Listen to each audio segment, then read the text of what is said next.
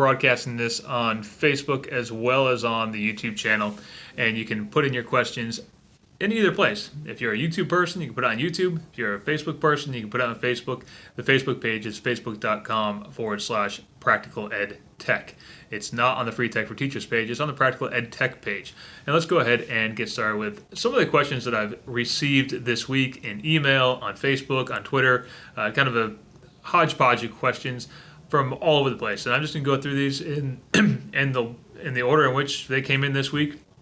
One of these I already answered in a blog post, but I'll reiterate it anyway.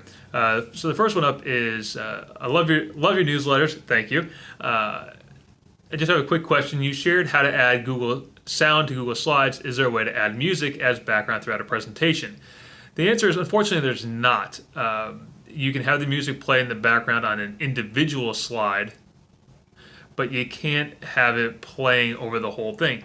Now, this person said, I have a teacher who is having our students create a slideshow about the Great Depression and would like to have music play as students' work is being presented. Is that possible? That's not possible, but what you could do is you could use YouTube's audio slideshow tool, which you can find just by going to youtube.com/upload, and instead of uploading, select the audio slideshow option. So you could do that. It's not exactly a slideshow in terms of like a PowerPoint or a Google Slides, but it is a slideshow and it does have music playing the whole time. So next question that came up. I loved your post about using Formative. By the way, if you read that post before 6 a.m. on Monday, I had the wrong link in there. I went to formative.com, so to goformative.com. Goformative.com is where you want to go to. I followed your example about inserting a Google drawing and it worked perfectly. Awesome. The drawback is a drawing has to be downloaded to be inserted, and we are becoming a Chromebook campus next year. Alas, no downloading. Is there a way to insert the drawing without downloading it? Actually, you can download on a Chromebook. There's not a lot of storage space, but you can do some downloads. In fact, I have a video in the YouTube channel.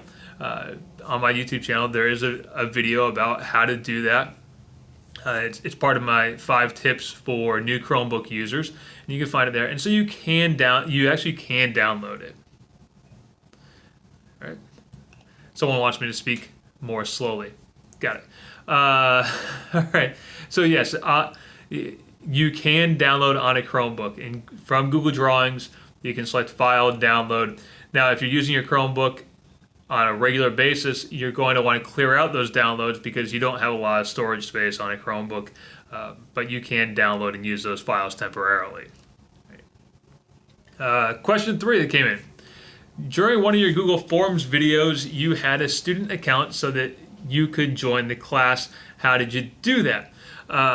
Well, what this person is referring to is, I think what the person is referring to is, I was showing both the teacher perspective and the student perspective of using a Google form.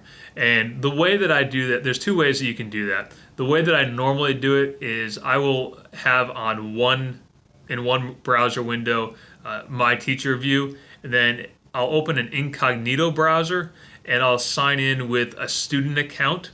And so that's how I toggle back and forth. In a lot of my videos, I do that. I'll show the teacher side and then the student side. And the way that I always show the student side is to use the incognito window, and then I have a dummy student account created. So that's how I do that. By the way, you can do that not just for Google Forms. You can do that with any tool that you want to see the student side of and the teacher side of simultaneously. Just use that incognito browser. In Google Chrome, the shortcut is to hit Control-Shift-New. In Firefox, the same will work as well. So that's the best way to go about seeing both sides of those things. All right. Question 4. This is kind of a longer one, so bear with me. This one came in an email, and here it is. I thought it would be fun to do a class Kahoot style game on Sunday night to have some fun and end on a positive note, as well as relieve some test anxiety.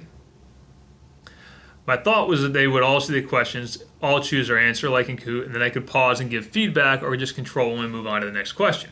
So they're all taking it at the same time, but we're all doing it from our own homes. I was going to email them the room number and have them join at 7 p.m., that sort of thing. Well, in Kahoot, of course, the students can't see the questions. This is all part of the question, by the way.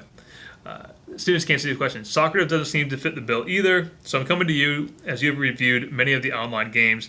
Is there one where we could all play at the same time like this and students see the questions?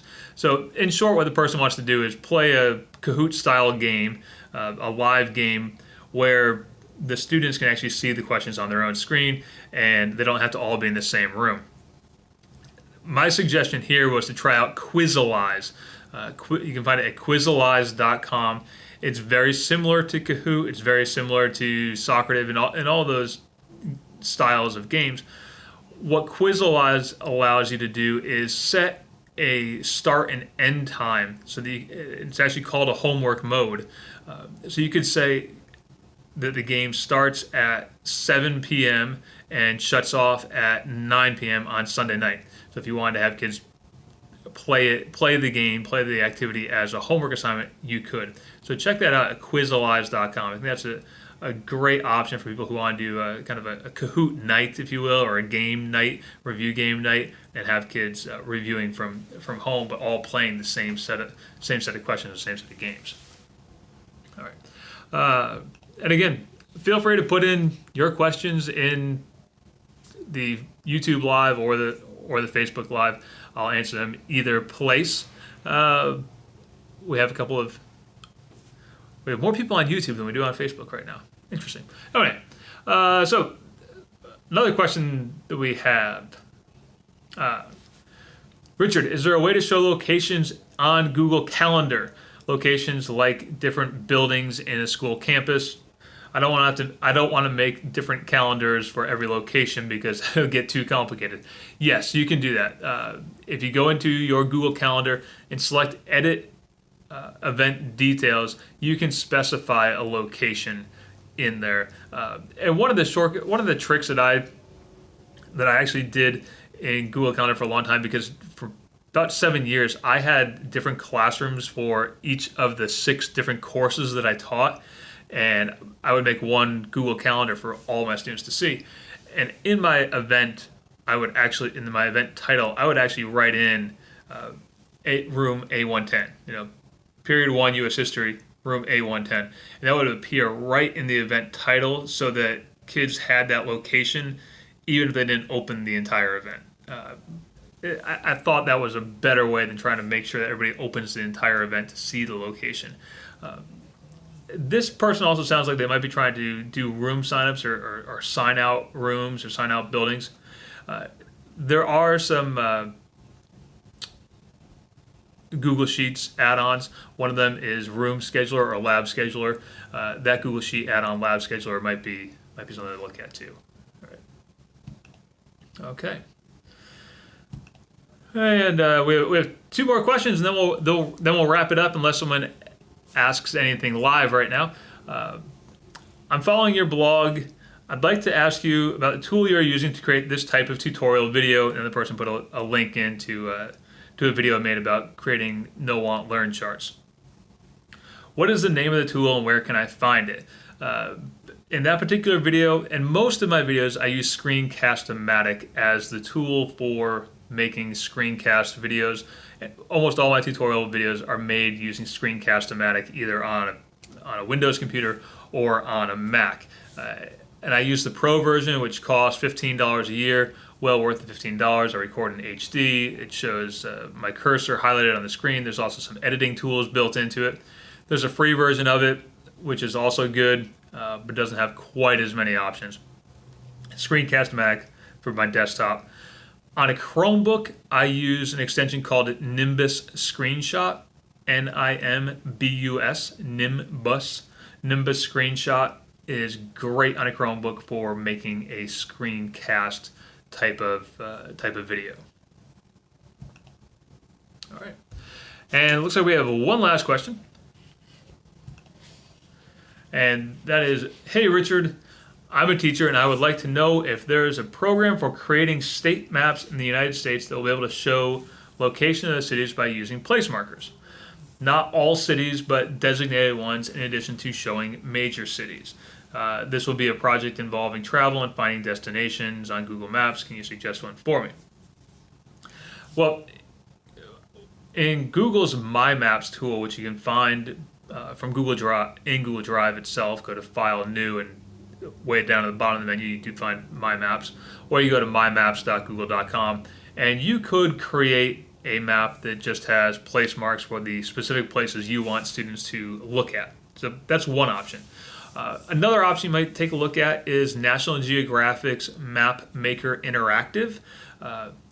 In this particular question, I'm not sure if they need to print the map or not, but Map Maker Interactive from National Geographic, great tool for making maps that you either view online, you can view them online and share them online with students, or you can print them out as PDFs. So those are the two tools that I would use in that particular case where you're trying to put place marks on a map without showing all the cities, but just showing a few of them. All right. And it looks like that's the end of the questions. So anyways, thanks for joining me here for today's edition of Practical EdTech Live. As always, if you have any questions for me, feel free to send them to me, Richard Byrne at freetechforteachers.com, or find me on Twitter, twitter.com/rmbyrne, or put them on one of my Facebook pages, Practical EdTech, which you can find at facebook.com/practical edtech, and I'll answer your questions there as well. So thanks for joining me, and I'll see you again next week or in one of my other videos that will be appearing on the web shortly. Thanks, everyone. Have a great night.